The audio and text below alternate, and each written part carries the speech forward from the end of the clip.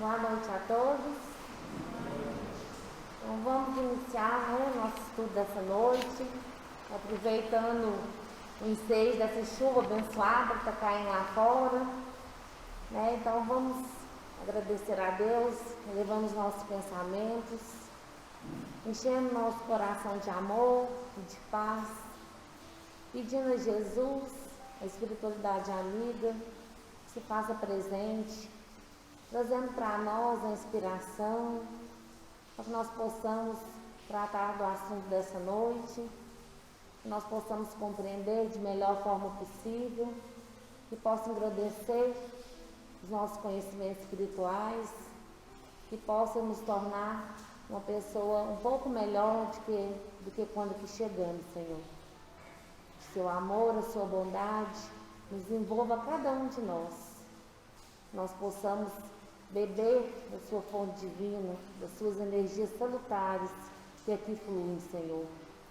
E nós te pedimos que leve o seu amparo, que leve a sua paz, as suas bênçãos aos nossos familiares que ficaram em casa, aos doentes nos hospitais, nos sanatórios, os nossos irmãos encarcerados, onde houver alguém que precisa do seu amor, que precisa do seu amparo, Senhor, que essas energias possam chegar até eles, trazendo alívio, trazendo calma, trazendo esperança, fé e coragem.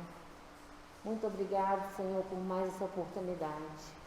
Permaneça entre nós, agora e sempre, que assim seja. O estudo da noite de hoje, a gente vai falar sobre o trabalhador espírita.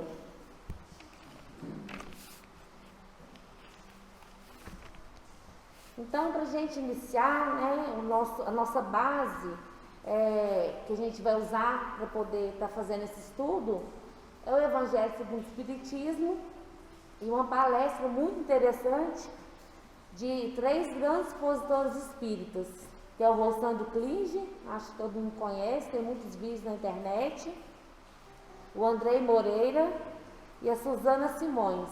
Então, é uma palestra muito interessante que eles fazem sobre o trabalhador espírita, e a gente vai ter como base para o nosso estudo, juntamente com o Evangelho segundo o Espiritismo.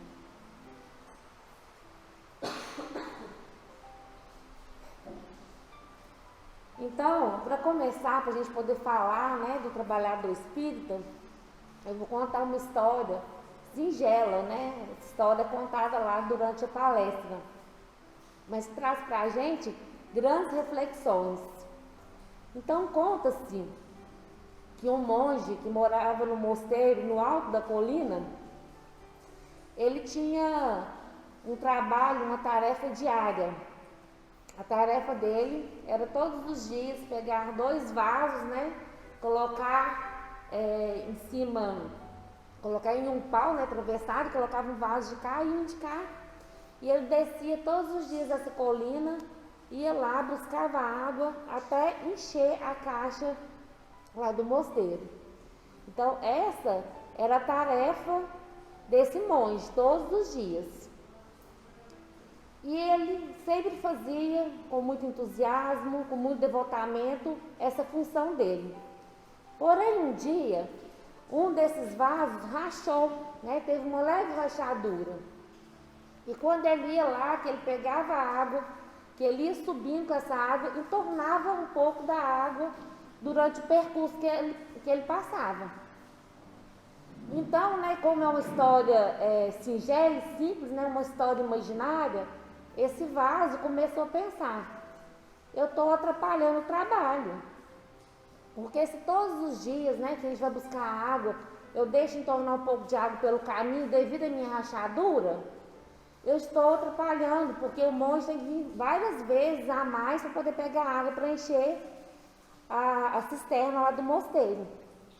Então ele se queixou pro monge e disse para ele: eu venho te pedir dispensa desse trabalho, porque eu já não estou sendo um vaso que está fazendo bem o seu trabalho, devido à minha rachadura. Então eu vim te pedir dispensa para você colocar um vaso ideal no meu lugar, um vaso que vai fazer um trabalho melhor do que eu. E o monge falou para ele: olha para trás no caminho que a gente passa todos os dias.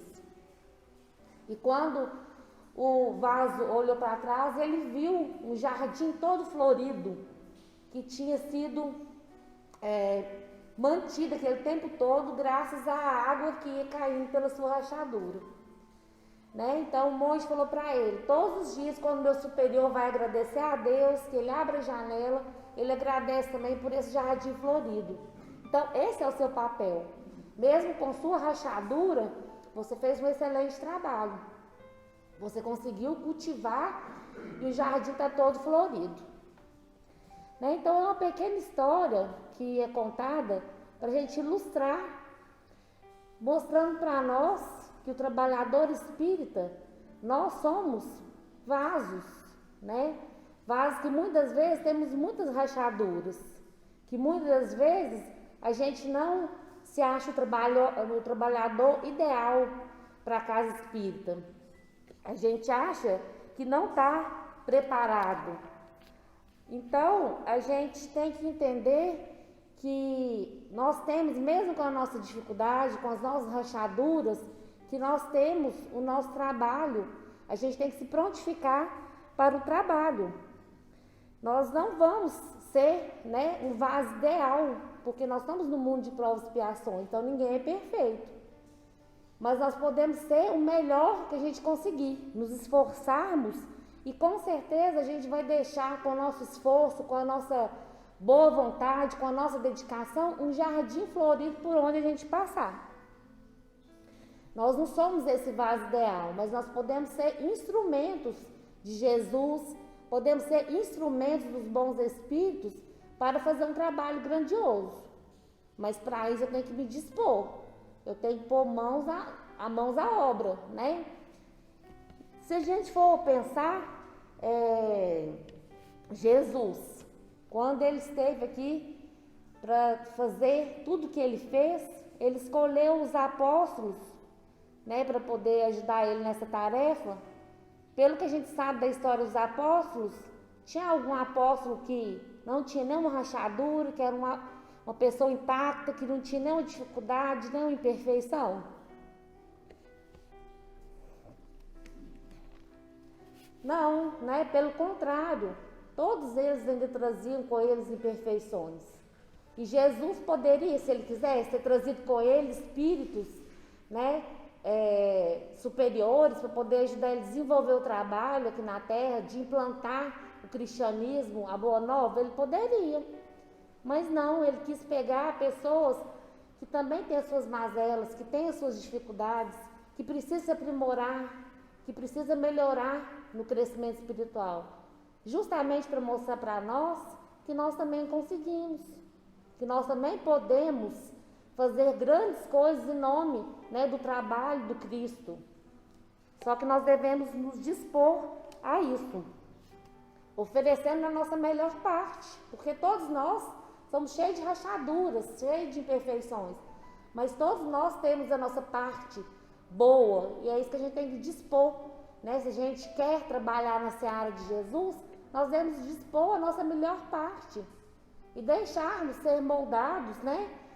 Deixar sermos usados no trabalho grandioso de Jesus, porque o trabalho, né, não é nosso, é de Jesus. A seara de Jesus, a gente contribui, né, com o nosso esforço, com a nossa boa vontade. Então, os espíritos, né, Jesus conta com a gente, mesmo cheio de imperfeições, mesmo cheio de rachaduras. Lá no Evangelho, no capítulo 17, no item 4, né, Kardec então coloca para nós como que a gente vai reconhecer o espírita, né, o trabalhador espírita. Então, reconhece o verdadeiro espírita pela sua transformação moral e pelo seu esforço que ele emprega, né, em domar em si as más inclinações. Então, Kardec, hora nenhuma, fala para a gente que Jesus conta com pessoas que não tenham defeitos. Ele deixa claro que para a gente trabalhar na seara de Jesus, não é exigido de nós perfeição, não é exigido de nós nenhuma pureza.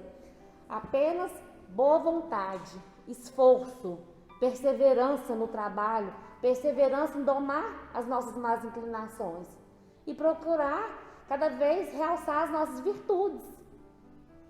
Então, não tem desculpa, né? Muitas vezes a gente fala assim, eu não estou apto para o trabalho espírita, porque eu estou com muitas dificuldades, eu acho que eu não consigo. A gente consegue sim, porque quando a gente se dispõe com boa vontade no trabalho do Cristo, é nos acrescentado o mais que falta. Então, no trabalho espírita, nós temos a oportunidade de servirmos, mesmo com as nossas imperfeições, mesmo com as nossas rachaduras. Basta que a gente possa oferecer a nossa melhor parte. E quando a gente se dispõe a isso, né, quando o trabalhador se apresenta para o trabalho, ele recebe inúmeras ajudas espirituais. Naquele momento que a pessoa se dispõe no trabalho, ele vai estar sendo amparado por espíritos superiores, que já estão naquele trabalho grandioso ali, que já fazem esse trabalho e precisa apenas da nossa contribuição, da nossa boa vontade. E também vai vir, né, de dentro de nós, com essa disposição, nosso lado, nossa melhor parte vai se exteriorizar. A gente tem que dar o primeiro passo, né? A gente vai conseguir também ter a inspiração dos espíritos. Então, basta que a gente não desista, que a gente persista no bem. Então, a gente falou aqui, né, dos apóstolos de Jesus, que todos eles também tinham suas fissuras, as suas dificuldades. E aí, para a gente ter um exemplo grandioso disso, a gente vê que vários apóstolos tinham suas dificuldades. Mas eu peguei aqui o apóstolo Pedro, que é uma das figuras do evangelho mais humanas, que tinha muitas dificuldades, mas que também foi um dos baluartes, né? Foi o que ficou para poder ser dirigente da Casa do Caminho e para levar a mensagem de Jesus. Então, para a gente sempre estar olhando para nós e deixando as imperfeições de lado, não usando as imperfeições como motivo para a gente não iniciar o trabalho, para a gente não colaborar. Pelo contrário, a gente tem que usar, né, a nossa melhor parte e não desanimar. Né? Então começa a história de Pedro com Jesus, desde lá, né, quando Pedro estava vindo de uma pescada que não conseguia pegar peixe nenhum, e Jesus disse para ele jogar a rede para o outro lado. Ele jogou meio desanimado, porque não estava acreditando que ia mudar muita coisa, mas quando ele conseguiu, né, muitos peixes, ele ficou maravilhado e decidiu naquele momento seguir Jesus. E no meio da tempestade, quando Jesus aparece, Pedro lá no barco, né, naquele momento Jesus aparece andando sobre as águas. Então Pedro já fica assim meio desconfiado, e Jesus fala para ele, vem, mostrando para ele que ele também poderia fazer aquilo e muito mais, se ele estivesse, né, seguindo os ensinamentos de Jesus. E ele começa andando até Jesus, mas quando ele desvia a atenção de Jesus, quando ele desvia o caminho, do bom caminho, ele começa a afundar. Porque o medo, né, ele começa a preocupar com a tempestade, com as ondas, com o vento. Então ele começa a ter medo. Parece com a gente. Às vezes a gente tem medo de enfrentar, de pegar um trabalho na casa espírita. A gente tem medo de conhecer. Muitas vezes a gente deixa, né? A gente não vou iniciar um estudo não, porque eu não vou compreender. Então muitas vezes deixa de fazer as coisas por medo. Então se compara a nós, né? O Pedro também tinha medo. Jesus, né, pergunta para Pedro, né? Que diz os homens que eu sou? E tu, né? Ele estava perguntando e falou, e tu? Que dizes que eu sou? E ele, tu és o Cristo, Filho de Deus vivo. Então, naquele momento, Jesus falou, bem-aventurado, porque não é a carne nem o sangue, mas meu Pai que está no céu que te revelou isso. Mostrando que naquele momento, Pedro foi usado, mesmo com as rachaduras, mesmo com as dificuldades, para o bem. Né? Então, Pedro foi feito de instrumento da luz naquele momento. E já em outro momento, né, quando Jesus começava a falar das dores que ele ia passar, do Calvário, do sofrimento, Pedro, né, já começa a desanimar. Não, Jesus, você não vai passar por nada disso. E aí Jesus fala para ele: afasta de mim, Satanás. Mostrando que naquele momento Pedro já foi instrumento das trevas. Tá vendo? Mostrando que ele era suscetível, como muitos de nós. Muitas vezes a gente faz isso. Muitas vezes a gente não vigia, a gente não está em oração, a gente é usado como instrumento das trevas. Mas a gente procura, né, ter bons pensamentos, a gente procura o estudo edificante, a gente procura o trabalho do bem, da caridade, nós vamos ser usados como instrumento do bem. Então, em várias passagens... E é só um minutinho de vigilância para a gente cair na parte vibratória e a gente desequilibrar, né? É um minuto de bobeira, né, Bel? É mesmo. E a gente pensa assim, isso não vai acontecer de novo. De repente a gente cai de novo. Baixa a vibração e é igual um efeito dominó, vai pegando energia de uns. Exatamente. Então a gente tá falando essas passagens, eu até falei pro Thiago, Thiago, você dá um jeito de cantar uma música lá, falando bem de Pedro, porque eu vou falar tanto mal dele que depois no final quer que você cante uma música falando bem de Pedro. Mas é porque todas essas passagens mostram para nós, né, o quanto a gente pode fazer na seara do Cristo, o quanto Pedro fez. E mesmo assim, com tantas rachaduras, com tantas imperfeições, ele conseguiu fazer maravilhas para o Evangelho.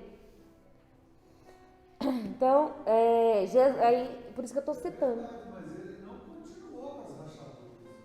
Vou chegar lá, Vicente. Ele preparatório, ele apresentou as dificuldades normais nossas, né? Mas depois ele se tornou um grande Pedro. Isso, a rocha.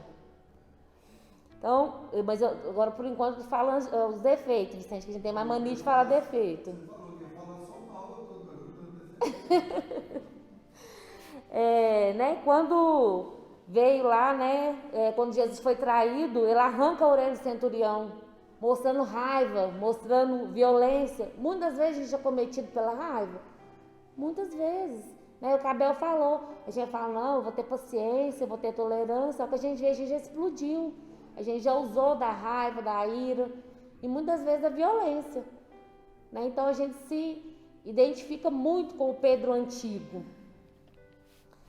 Né, e para acabar de inteirar, né, quando Jesus fala, né, das dores que ele passava, do sofrimento do Calvário, Pedro fala, nós estaremos com o Senhor. E ele falou, não, Pedro, você vai me negar 3 vezes, ainda hoje. Né? E Pedro tinha certeza que não ia, mas na hora do vamos ver mesmo, né, ele sentiu o que todos nós somos humanos sentem, sentiu medo, sentiu pavor. E ele negou Cristo 3 vezes. Mas quando, né, Jesus passa por ele lá de cabeça baixa, triste, porque ele viu que tinha negado Cristo, justamente o que o Cristo falou para ele, que ele ia me negar, você vai me negar 3 vezes, ainda hoje, Pedro. E quando viu, né, que o que Jesus disse aconteceu, realmente lá havia negado Cristo, ele ficou lá, né, cabisbaixo, e foi quando eles passaram, né, com Jesus. Mas ele não viu nada de condenação no olhar de Jesus. Ele viu apenas um amor profundo de compreensão. Que Jesus compreendia as dificuldades que Pedro ainda trazia com ele. E sabia também, né, que Pedro tinha que ficar para poder continuar levando a mensagem, para continuar o trabalho aqui. Então, a figura de Pedro, ele é muito representativo para nós. Porque a gente consegue, né, ver tantas dificuldades que ele tinha e depois no grande Pedro que ele se tornou.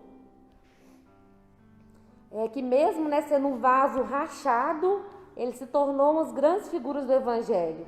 Né? Ele viu que Jesus não condenou ele em momento nenhum. Ele continuou o movimento do trabalho do Cristo, né, e descobriu o que tinha, né, de melhor dentro dele, como qualquer um de nós podemos descobrir se nós tivermos persistência, coragem, né, tentar hoje ser melhor, mesmo que a gente não consiga, amanhã a gente tenta de novo, porque a gente está aqui é para isso, né? Para nos melhorar, para nos transformar a cada dia. E o trabalhador espírita mais ainda. Então, esse é o desafio do trabalhador espírita. É ser mais como Pedro, saber ter consciência das suas dificuldades, né? Ter consciência das suas rachaduras, mas não desistir por isso. Começar a buscar em si a melhor parte. Procurar olhar para dentro de nós e realçar a nossa melhor parte e a melhor parte do outro. Porque muitas vezes os espíritos superiores contam com a gente para o trabalho, mesmo sabendo as nossas imperfeições. E nós, muitas das vezes, olhamos para o colega aqui na casa espírita e nós julgamos. Nós olhamos e pensamos, essa pessoa é espírita há tanto tempo, ela podia ser diferente, ela não podia ter essa atitude. Então a gente quer às vezes ter a doutrina dos espíritas, né? Não a doutrina dos espíritos, porque a doutrina dos espíritos, a doutrina cristã, é uma doutrina de perdão, de amor, de compreensão, de tolerância e sabe das nossas imperfeições. Então, para a gente concluir, né, falar do Pedro, o Rossandro, ele conta que ele estava, o Rossandro Klinge, né, grande palestrante, ele conta que estava fazendo uma palestra num colégio e uma menina perguntou para ele qual foi o sentimento de Pedro quando viu que havia traído Jesus, que havia negado Jesus por 3 vezes.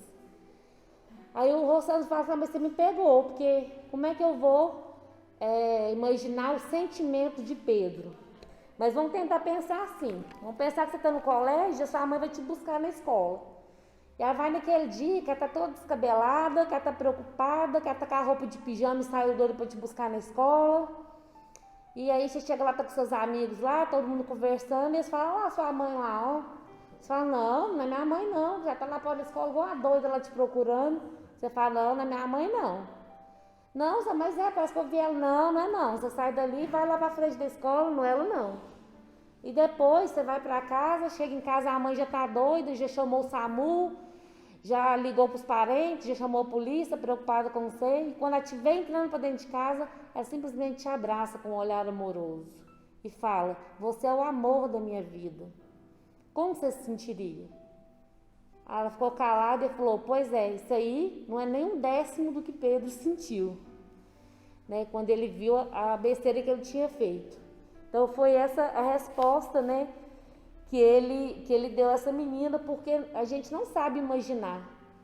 Mas se Pedro não tivesse passado por isso que ele passou, talvez ele não teria conseguido fazer o trabalho maravilhoso que ele fez. Porque para a gente saber entender o outro, muitas vezes a gente tem que passar por situações adversas, igual Pedro passou, para a gente realmente compreender o outro, sem julgar, sem levantar o olhinho, né? Às vezes no atendimento fraterno, quando a pessoa fala uma coisa para a gente que a gente nunca fez, às vezes a gente não fez aquilo, mas fez pior, ou fez diferente. Então, para a gente poder ter esse amor com o próximo, essa compreensão, às vezes é preciso a gente passar pelo Calvário. O Haroldo conta também que um amigo dele falou para ele, Haroldo, você está passando grande dificuldade, até hoje você falou de evangelho, mas agora sim você está pronto para viver o evangelho. Agora suas palavras vão convencer. Porque realmente, né, quando você passa por uma situação, você consegue sentir o peso. E aí você fica mais maleável, você fica mais compreensivo com a rachadura do outro, com a dificuldade do outro. Então, Pedro encontrou sua sombra, mas aí devido a essa sombra que ele conseguiu, né, amparar e acolher todos que procuravam por ele. Né, que chegava, ele ia falar do Cristo, falava, mas eu não mereço a mensagem do Cristo, porque eu já fiz várias coisas. Eu matei, eu enganei, eu menti, eu roubei. Pedro falava, eu neguei Jesus. Pronto. A pessoa falava, opa, é aqui que é meu lugar. Né? Se ele negou Jesus e está aqui perseverante, disposto a se transformar, a ser uma nova pessoa, a continuar levando a mensagem de Jesus, a ajudar os seus irmãos que precisam, eu também posso me transformar, eu também posso ser uma nova pessoa. Então, por isso que talvez Pedro, né, tenha passado por tudo isso. Se a gente for pensar, era mais fácil. Jesus falar, Pedro, você não, tá certinho, não tem problema você ter me negado, não, que você fica aí, já termina o nosso trabalho, né? Mas só que se fosse assim, simplesmente, se Jesus já tivesse avisado a Pedro, porque Jesus conhecia a intimidade deles, não teria esse peso que teve, né? Quando Pedro teve essa consciência da atitude que ele tomou, para ele poder amparar os outros que também tivessem feito escolhas assim, escolhas tão ruins. Eu vejo cada experiência da pessoa, ela vai mostrando as reações, né? Uhum. Cada experiência. De repente, algumas experiências o Pedro era super equilibrado, né? Igual a gente, dependendo da experiência que você vivencia, igual eu falei, imagina, menino, aí quando chega uma experiência diferente, a gente cai na prova, né? Por isso é que a gente tem, ali a gente trabalha aquela, vence aquela e vai ter novos desafios. Aí eu fico não entendendo assim, gente, mas por que a gente cai de novo? Mas ali com esse estudo a gente vai compreendendo, né? Que cada experiência que a gente vive é que a gente realmente vai caindo, vai levantando e tornando passar para aquele vencendo as etapas, né? Um de cada vez. Isso, exatamente. Às vezes aqui mesmo na casa espírita, né, no movimento espírita, às vezes tem uns, né, tem uns rusguinhos uns com os outros, mas isso também é para o nosso crescimento, né? Às vezes naquela dificuldade com o outro ali que pensa de forma diferente, que eu vou aprender que eu não sou dono da verdade. Que todos que estão ali, às vezes estão com o coração com um bom propósito, mas cada um pensa de uma forma diferente. E eu não sou o dono da verdade. A forma do outro fazer talvez pode dar certo, né? Então a gente tem que parar de aprender, parar de apontar o dedo, né? Mostrar, o outro podia fazer dessa forma, o outro podia fazer melhor.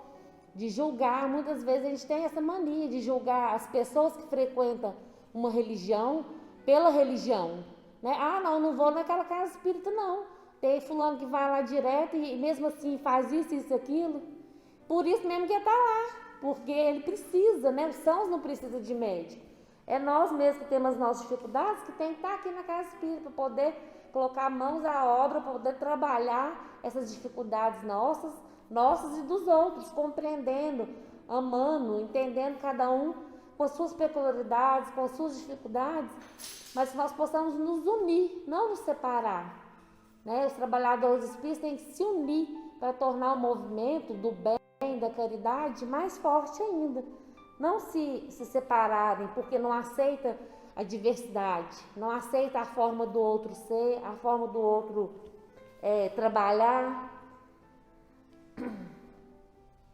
Então, o trabalhador espírita é esse ser humano, cheio de imperfeições, né? Que erra, que acerta, mas que não desiste. Não é uma tarefa simples, né? Como se diz, vocês contam aqui, acho que eu sou Vitória, ou não sei quem falava, depois que eu conheci esse Jesus eu tenho sofrido, né? Quando vim fazer campanha do quilo, com o saco nas costas, eu falava, depois que eu conheci esse Jesus eu tenho sofrido. Por quê? Porque a partir do momento que a gente tem esse conhecimento, a gente quer se transformar numa pessoa melhor, a gente quer ir à luta, a gente quer fazer o bem, a gente quer transformar, a gente não quer ficar mais parado na ociosidade, esperando nossa evolução chegar, não.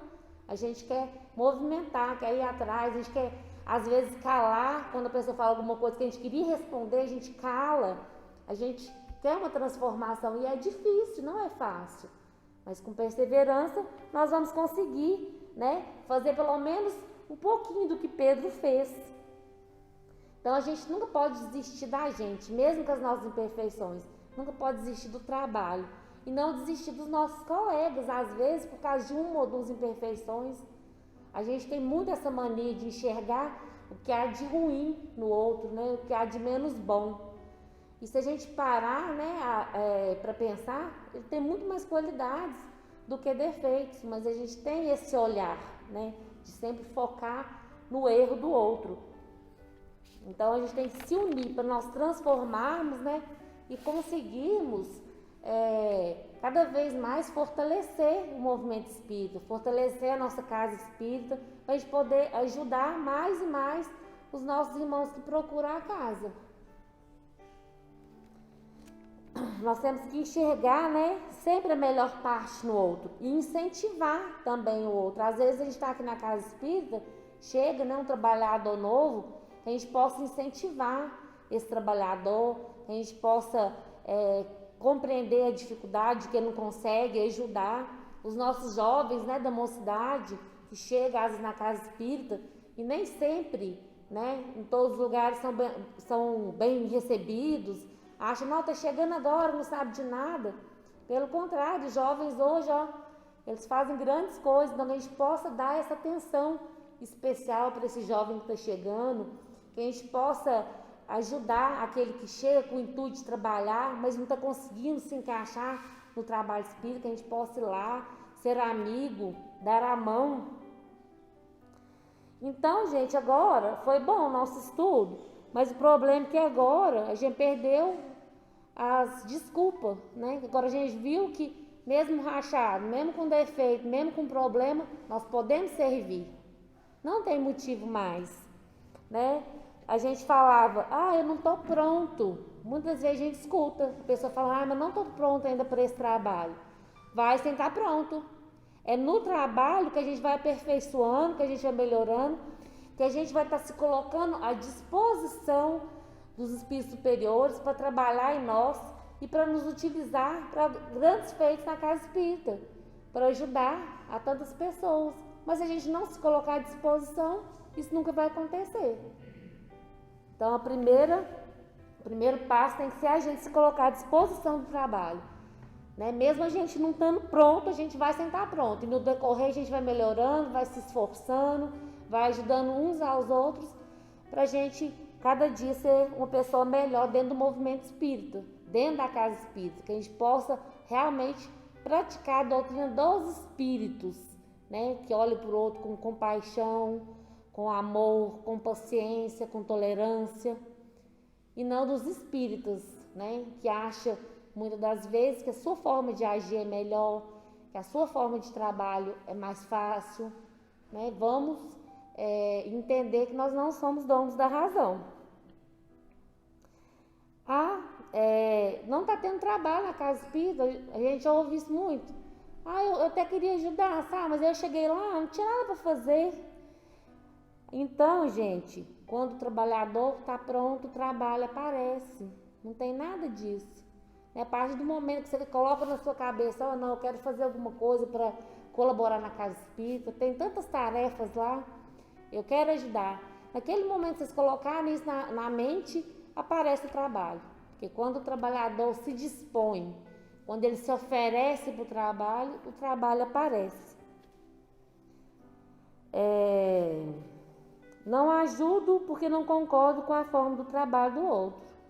Então, mais uma vez o que a gente já falou. Nós estamos aqui para servir na seara de Jesus. Nós estamos aqui para seguir os ensinamentos dos espíritos, de Kardec, né? Nós não estamos aqui por causa do fulano, por causa do ciclano. Nós devemos conviver bem, nós devemos ajudar um, transformando o outro, ajudando com paciência e tolerância. Mas a gente não deve confundir, porque a doutrina não é dos espíritas, é dos espíritos. Então a gente tem que vir, né? Eu não vou porque eu não gosto daquela pessoa da casa espírita. A gente tem que vir trabalhar na seara e trabalhar esse nosso, para a gente poder aprender a compreender a dificuldade daquele irmão, para a gente poder aprender a perdoar, a compreender e não deixar de vir por causa disso. Então, esse é o convite de Jesus para nós, né? Que a gente possa vir auxiliar. Como está lá no capítulo 20, né? Falando que nós somos trabalhadores da última hora. É um convite que é feito a todos nós, que nós possamos arregaçar as mangas, pôr mãos à obra, né? Perdermos o medo de procurarmos a cada dia mais estudar, procurar uma tarefa a gente fazer, porque o trabalho no bem vai nos ajudar mais, vai ajudar mais a gente na nossa evolução, na nossa melhoria, do que o outro. Com certeza nós somos mais beneficiados do que aquele que está recebendo a ajuda. Né? Então nós possamos mesmo ver a cada um dos trabalhadores como irmãos que nós somos. Né? Ter esse amor fraterno, ter essa paciência, ter a tolerância um com o outro e sempre termos em mente que nós podemos fazer grandes coisas se a gente ter humildade, bondade no coração e se a gente realmente entender que o trabalho é de Jesus, a seara é de Jesus, que nós podemos contribuir e muito, cada um com sua qualidade, cada um com seu defeito, mas nós devemos nos unir para poder fortalecer a casa espírita, fortalecer o trabalho no bem, na caridade, para que nós possamos, sim, sermos dignos, né, do salário de trabalhador da última hora. Porque não importa, né, se nós chegamos agora, né, tiveram tantos antes de nós que fizeram tanto pela doutrina espírita, mas nós chegamos agora e Deus conta conosco, com todas as nossas imperfeições. E nós devemos sempre procurar a nossa melhor parte e perseguir, né, prosseguir, como Paulo dizia, para o alvo. Cada dia tentando nos modificar, né, sendo um bom espírita, transformando moralmente, né, a cada dia e tentando combater as más inclinações. Um dia a gente vai conseguir, outro dia a gente não vai, mas não desistindo, persistindo no amor, no trabalho do bem e na caridade. Alguém quer perguntar alguma coisa? Quer comentar alguma coisa que não ficou muito clara? Fazer uma pergunta, embora esteja assim, no contexto da palavra de hoje, sobre o dia de finados, amanhã, né? Qual a visão espírita sobre rezar para os mortos no cemitério? Então, a oração é sempre muito boa, né, para os nossos familiares, para os nossos amigos que já estão no mundo espiritual. Se você se sente confortável de ir lá no cemitério, de colocar uma flor, de fazer uma oração, o que vale é o seu sentimento, né? É aquela energia que você vai estar traindo para perto de você, aquele familiar, com o seu amor, com o seu carinho. Não tem nada de errado. Mas se você estiver na sua casa também e fazer essa oração e desejar tudo de bom para aquele familiar, para aquela pessoa querida, ela também vai receber essas energias boas. No livro Alvorada Cristã tem uma história interessante, mas eu tenho um velhinho e vou narrar essa história. Quer o microfone? Não, acho que não estou no meio aqui. Conta que havia um mercador de remédios que, além de levar os remédios às aldeias distantes, ele também pregava a palavra do Evangelho. Por onde ele passava, ele vendia o seu remédio, ele pregava a palavra, falava do Evangelho, contava as histórias. Mas os espíritos das trevas, os espíritos obsessores, foram falando